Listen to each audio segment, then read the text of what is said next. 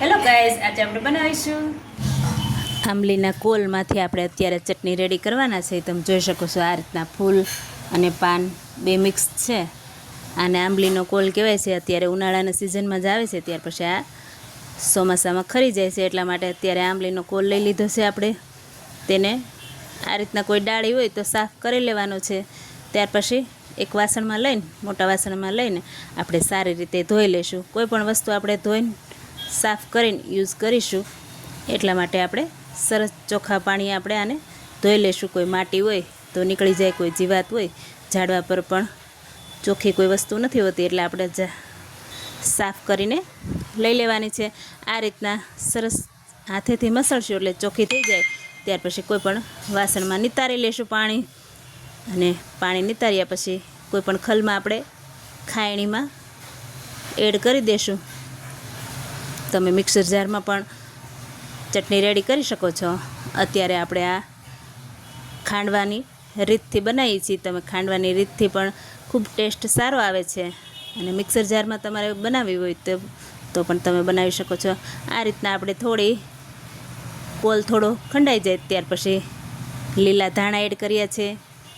જેવું તમારે તીખું જોઈતું હોય એ પ્રમાણે મરચાં એડ કરવાના છે. આપણે 2 મરચાં એડ કર્યા છે, થોડું મીઠું એડ કર્યું છે, થોડું હંચળ એડ કરેલું છે, અને 1 ચમચી જેટલી ખાંડ એડ કરી છે.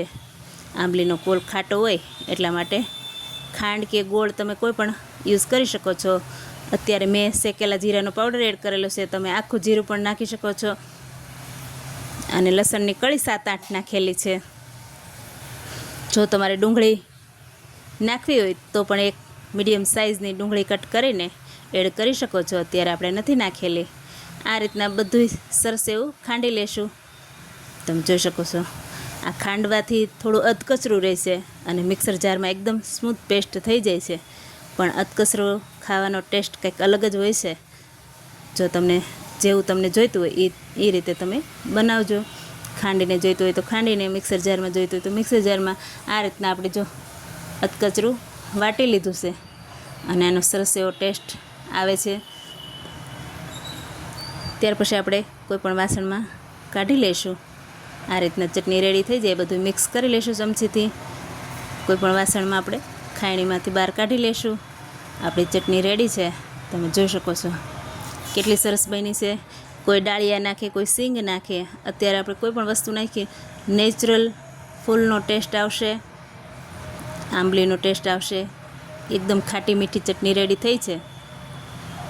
તમે જોઈ શકો છો. જો આમાં દાળ ભાત, શાક કે રોટલી કે પરાઠા, થેપલા, તમે ગમે તેની જોડે સર્વ કરો તો ખૂબ જ ટેસ્ટી લાગે છે. ચટણી કોઈ શાકની જરૂર નહીં પડે એવી ચટણી રેડી થઈ છે. તમે ટેસ્ટ કરીને પણ બતાવું છું કે બેલેન્સ ખાંડનો અને મીઠાનો રેડી છે ને.